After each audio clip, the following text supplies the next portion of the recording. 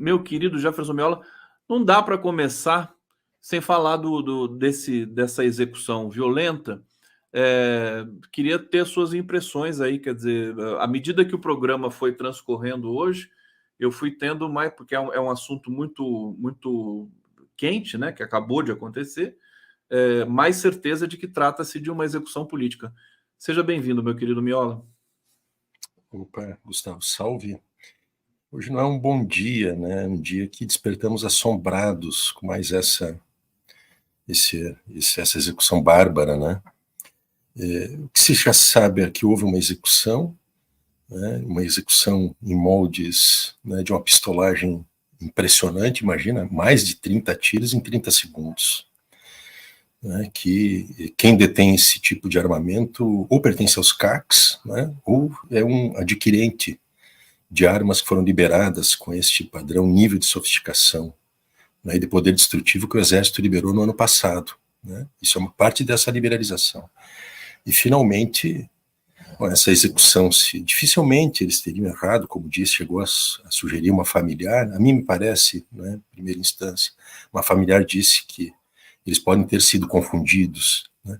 A mim me parece um pouco estranho aquela determinação do carro chega, desembarcam,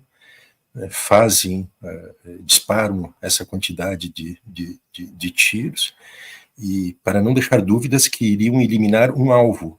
Né? Não necessariamente os 3 ou os 4 fossem alvo, mas um dos 4 poderia ser o alvo, e, portanto, para se garantir de que o alvo seria exterminado, né, fizeram esse atentado bárbaro. Eu acho que é bastante plausível, é difícil, em primeira instância, se cravar que isto é um crime motivado politicamente, mas a vinculação, né, do Diego Bonfim, o fato de ser irmão da deputada Sâmia Bonfim, cunhado do Glauber Braga, que é um deputado extremamente contundente, combativo, os dois, né, o casal de deputados parlamentares do PSOL, que contrariam muitos interesses, né, e, evidentemente, este âmbito de investigação não pode jamais ser descartado como uma mensagem, né, que setores da extrema-direita vinculada ao banditismo, esse gangsterismo que, lamentavelmente, toma conta dos ambientes das instituições e também da política, né, ele possa ser, então, um atentado com essas características. Me preocupa muito essa voluntariedade do governo de São Paulo de disponibilizar apoio. Eu acho que o governo de São Paulo, o máximo que pode é, eventualmente, auxiliar com algumas informações, né, de natureza pessoal desses que foram assassinados. Agora, eu acho que se algum ente tem que entrar na investigação é a Polícia Federal, uma vez caracterizado que seja um crime político, porque é um crime federal.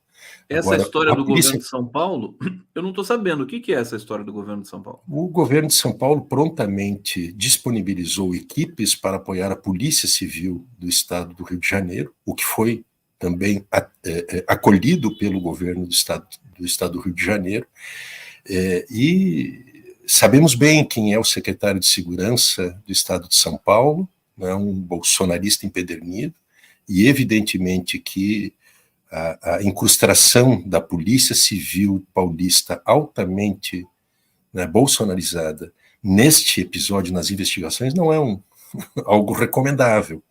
Né? Então, no limite, já deixa para a Polícia Civil do Rio de Janeiro, que é uma polícia bastante complicada, supervisionada pelo Ministério Público e apoiada pela Polícia Federal, e se eventualmente comprovar a origem, né, política do crime, a motivação política do crime, ele automaticamente passa, né, a ser investigado pela Polícia Judiciária do país, que é a Polícia Federal, né, inclusive com o Ministério Público Federal. Então, é uma situação, isso é um dado da realidade que nós vivemos nesse nosso país, né, que os diques, né, do esgoto foram abertos e a gente está longe de, né, se livrar disso. O desempenho dos conselhos tutelares no final de semana passado mostra também, né, Gustavo, que tem uma presença alargada da extrema-direita em vários âmbitos da sociedade brasileira, profundamente fascistizada, militarizada, armada, e este crime de hoje ele não pode ser dissociado de um fenômeno mais geral da nossa sociedade, que vem ocorrendo especialmente a partir, pelo menos a minha percepção. Olha, a gente está prestes a ver uma mudança de cadeiras no governo, no que diz respeito à segurança pública e ao Ministério da Justiça. O Dino, né, muita gente já dando como certo que ele vai para o STF, e aí se discute também se vai fragmentar o Ministério da Justiça em Ministério da Segurança Pública e Ministério da Justiça. São rumores dos dois lados, temos para todos os gostos. Agora, o que eu queria ouvir de você, meu querido Miola, é a coincidência de o governo, nesse momento, estar lançando um programa de combate ao crime organizado, como eu falei agora há pouco aqui com o Miguel Paiva, e ter recuado de um plano específico para o Rio de Janeiro exatamente ontem, né? Ele recuou porque foi criticado, né? Alguns especialistas criticaram o uso da Força Nacional do Rio de Janeiro, como é que ia ser desenvolvido isso, como é que ia ser estruturado. Pareceu também um pouco uma coisa de improviso ali. Eu queria saber de você, você acha que pode ter alguma coisa a ver uma com a outra? Quer dizer, uma execução dessa também para intimidar, uma espécie de execução estrutural, né? Para intimidar ministério, para intimidar deputado e tudo mais? É possível que seja, embora tenha sido um crime que, embora realizado naquelas circunstâncias, né, devia ter algum nível de programação e planejamento para executar, né, esses 4 médicos, ou o alvo que estava dentre os 4 médicos que estavam naquele momento ali brindando na orla da Barra da Tijuca. Agora, isso vai ser apurado e se saberá. Agora, uma coisa é muito certa, né, Gustavo, o Rio de Janeiro, que é um território dominado e controlado pelas milícias, a intervenção federal em 2018, ela tinha um objetivo primordial, que não era de estabelecer, pacificar o Estado e controlar, né, a criminalidade e estabelecer um padrão de segurança pública. Era uma única finalidade, que era blindar Bolsonaro com seus laços milicianos no Rio de Janeiro. Esse era o interesse do Exército Brasileiro através do então intendente que foi designado para lá, o general Braga Neto. Então, assim, é um território que tem dono, esse dono não é a república, esse dono não é a democracia, esse dono não é a justiça. O dono desse território, né, é o crime organizado, são as milícias, que têm uma associação, né, muito nítida com o terreno da política, com setores de fundamentalismo religioso e o clã Bolsonaro e setores também, né, digamos, da institucionalidade nacional, né, tanto civil quanto fardada. Então pode ser uma mensagem. Eu não descarto nada, eu acho, né, que em primeira instância tem que ser apurado rigorosamente, há indícios muito fortes, há uma caracterização claríssima de que é uma execução, fora de qualquer dúvida, e dificilmente quem executa um crime dessa natureza se confunde em relação ao seu alvo.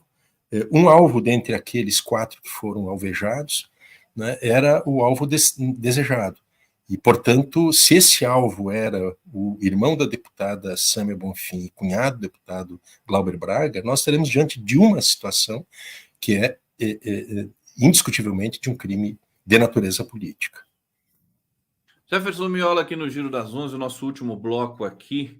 Deixa eu trazer Lígia Martins Lima, está dizendo, boa tarde, se quisermos saber o que aconteceu com os médicos, a PF precisa assumir a investigação para que a verdade venha à tona. Polícia Civil não tem estrutura e tem interesse em não descobrir nada. Vide caso Marielle. Obrigado, Lígia Martins.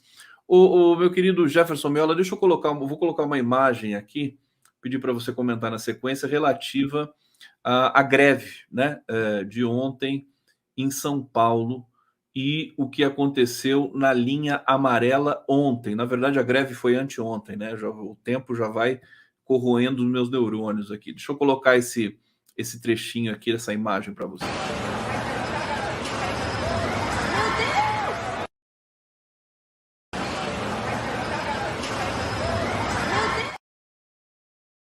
Isso aqui é o teto da linha 9, Esmeralda, do metrô em São Paulo, que é uma linha privatizada, como o Leonardo Atucho falou aqui hoje, um dos grupos proprietários, né, da linha 9 é o grupo Ruas, que detém 53% da frota de ônibus em São Paulo.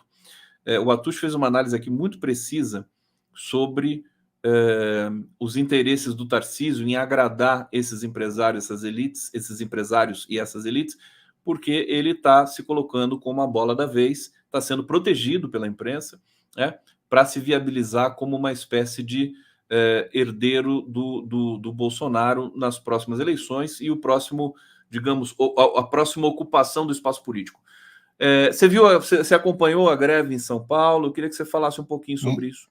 Eu acompanhei muito marginalmente, Gustavo. Não cheguei a acompanhar mais detidamente, assim, para te poder dizer isso. Não cheguei a acompanhar. Mas é irônico, não é? O próprio governo... O governo passou a acusar, né, os grevistas como promotores de um ato de sabotagem, né, pelo problema que teve também de funcionamento de algumas locomotivas, né? Mas isso é a expressão da privatização.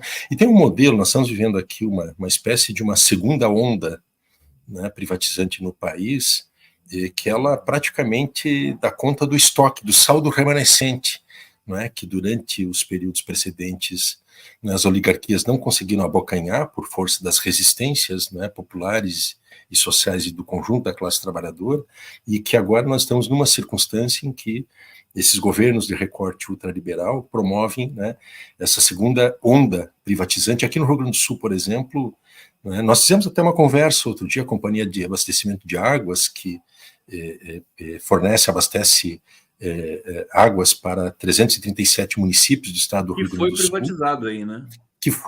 Na verdade, ela foi entregue, né? Privatização, porque ela foi entregue por apontado, né, um prejuízo mínimo, né, de uma subestimação do valor apurado de pelo menos R$1 bilhão. Isso quem diz não sou eu, não é tu, não são os deputados da oposição, quem diz é uma conselheira do Tribunal de Contas do Estado, que inclusive recomendou que a privatização fosse suspensa, o leilão cancelado, né, e que pelo menos, né, o governo do estado, que é governado pelo governador tucano Eduardo Leite, ele promovesse um novo processo, um novo leilão, que não causasse tanta lesão ao erário, né, e ao povo gaúcho. Então, esses são processos profundamente lesivos, e pior, essa é uma pauta superada, ela está há mais de 10 anos, que em vários países do mundo, que essas pautas privatizantes, elas estão sendo revertidas, né, porque deram errado, né, esse extrato, essa imagem da estação do metrô, né, de uma estação privatizada que está esboroando, ela é a imagem da privatização, a privatização dá errado, dá ruim, né, e por isso mesmo que em vários países do mundo, principais metrópoles do mundo já reverteram várias dessas privatizações que foram feitas no final dos anos 90 e início dos anos 2000. Então eu acho que a greve nesse sentido, ela é um movimento profundamente legítimo, né, que é um movimento de preservação, né, de direitos públicos, do patrimônio público, né, e de impedimento dessa dilapidação que se dá do patrimônio público através dos processos de privatização. Raramente não são lesivos e nunca vi processo de privatização que não tenha, né, culminado com corrupção. Nunca vi isso, né? Toda privatização, ela não é um ato, né, puramente comercial, ela é um ato que envolve também muita corrupção. Por trás disso tem muita corrupção e muito interesse de grupos privados, né, que se locupletam, né, com as estruturas públicas que são assumidas por eles. Você foi na veia aqui, né? Quer dizer, privatização sem corrupção, né? Ainda estamos para ver no mundo, né? Eu não conheço. É expropriação, a dimensão privada indo abocanhar, né, o que o Estado constrói. Inclusive, a privatização da Eletrobras foi uma das coisas mais escandalosas da história brasileira. Miola, eu estou também com um trecho aqui de um vídeo da Comissão de Constituição e Justiça ontem no Congresso, também vou colocar no ar aqui para você comentar, é a tal da matéria aprovada pelo Alcolumbre, né, que você deve ter visto como ele aprovou rapidamente. Olha aqui. Nós vamos seguir o compromisso que nós assumimos de fazermos a deliberação das matérias com as presenças dos relatores.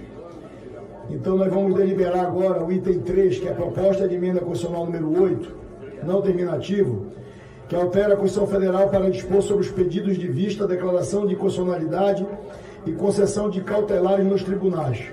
O autor da matéria, o senador Ilvisto Guimarães e outros, o relator, o senador Esperidião Amin. Foi concedida a vista coletiva nos termos regimentais no dia 30/8. Coloca em discussão a matéria. Não há senadores inscritos para discutir, está encerrada a discussão e votação. Os senadores e senadoras que aprovam permaneçam como se encontram, aprovado. O relatório que passa a constituir parecer da comissão favorável à proposta, a matéria vai ao plenário do Senado Federal. É fácil aprovar uma matéria assim, né? Os senadores que não se opõem, os senadores que aprovado. não se opõem como estão aprovado. Como é que funciona isso? O Marco Aurélio de Carvalho disse que pode ser anulada essa aprovação aqui. Mas, enfim, eu queria te ouvir também na dimensão desse novo ciclo de ataques ao STF por parte de um segmento muito específico do Congresso. Não é o Congresso todo, são os bolsonaristas. Não só bolsonaristas, mas moristas, lavajatistas, setores da direita, né, e de extrema-direita independentes, digamos assim, dos dois bandos, né. Mas assim, Gustavo, vamos encapsular um assunto, tá, que do meu ponto de vista, tá, em algum momento oportuno da história do Brasil, se ele surgir, tem que ser enfrentado, não é que é o tema de reformas institucionais em profundidade, mas isso longe de acontecer num processo constituinte onde uma correlação de forças, né, não seja tão desfavorável, né, e preocupante como se tem hoje. Mas assim, vamos lá. Primeiro que é um Senado hipersônico, né? O Senado brasileiro ele se equiparou aos mísseis hipersônicos da Rússia, né? 42 segundos para deliberar sobre uma mudança tão crucial da Constituição brasileira. Convenhamos, né? Isso é avacalhação, não tem outro nome. Né? Isso é um ataque brutal, inaceitável isto. Né? Mas eu queria só destacar, Gustavo, 2 ou 3 pontos, assim, muito rapidamente. Nós conversamos, eu acho que na semana passada, e que eu te comentei que não sabia definir exatamente o que, mas assim, tinha intuitivamente uma percepção de que nós estávamos vivendo uma situação de crise permanente. Não sei se foi contigo que eu conversei, mas que era assim, uma instabilidade, né, provocada e alimentada permanentemente. E eu acho que isso que está acontecendo, essas movimentações que nós estamos vendo de uma confrontação do Congresso em ordem unida, porque não é só o Senado, a Câmara dos Deputados, através do seu presidente, o Arthur Lira, já vocalizou apoio a essa proposta, mas são iniciativas do Congresso em relação à Suprema Corte. Esta é uma agenda, né, da extrema-direita, e do ponto de vista dos interesses gerais do governo, eu acho que isso traz muitas preocupações. Né? Primeiro porque o governo tinha até alguns dias atrás, algumas semanas atrás, ele tinha como uma escora, digamos assim, para poder neutralizar os efeitos das medidas que a Câmara adotava, e muitas medidas contra os interesses do governo. Ele conseguia neutralizar isso através de uma relação, né, privilegiada com o Senado da República e com o Supremo Tribunal Federal. Então, este movimento, ele desarticula um dos fatores, né, centrais nessa tentativa do governo de neutralizar a ofensividade da Câmara e ter um certo respiro. E segundo, a mensagem que sai de dentro do próprio Senado, ela é muito ruim. E veja que essa é uma iniciativa que, teoricamente, ela é adotada por aliados do governo. O Davi Alcolumbre é um aliado do governo e o Rodrigo Pacheco, o presidente do Senado, ele também é um aliado do governo.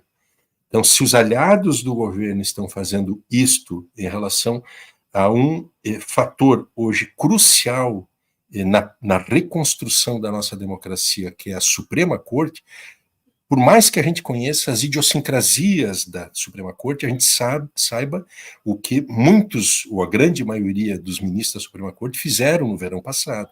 Mas o fato concreto e objetivo é que nós estamos num trânsito de uma conjuntura, de uma intentona golpista do 8 de janeiro, para o julgamento daqueles que perpetraram esses crimes, e uma tentativa de reconstrução da nossa democracia, onde a preservação da Suprema Corte ela é fundamental.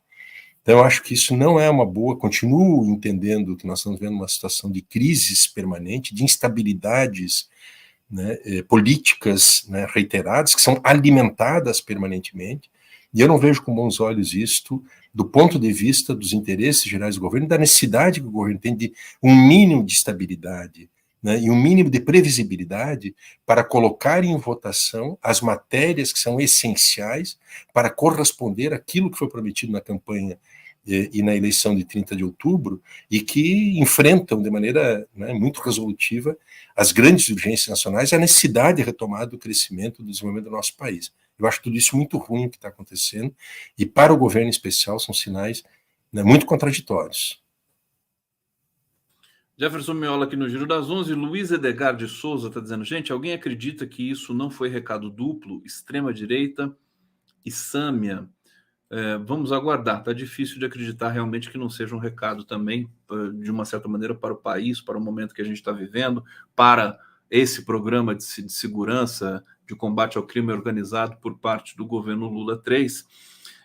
Miola, estamos chegando aqui no finalzinho, eu quero te ouvir sobre os kids pretos, esses integrantes profissionais do Exército que aparentemente colaboraram ali na invasão dos três poderes, linha de investigação que a Polícia Federal está realizando nesse momento. Qual que é a sua visão dessa revelação, vamos dizer assim? Gustavo, eu tive no Palácio do Planalto em março deste ano, portanto 2 meses após as depredações. E lá visitei, eles estavam ainda em reconstrução, a reposição das vidraças. Não sei se tu chegasse a visitar o Palácio e os prédios que foram atingidos do Supremo e do Congresso. Tu não chegasse a visitar ali? Oi? Não te ouço. Não te ouço, Gustavo. Desculpa, eu cliquei aqui, mas não acusou. Não. Você foi em março, logo depois da invasão? Não, isso, eu não sei se chegasse, mas eu te comento isso pelo seguinte motivo, tá? Os meus interlocutores que me mostravam as áreas depredadas e tal, tinham informações da inteligência, né, da BIM e de outros órgãos de inteligência, de que as operações feitas ali dentro foram por profissionais.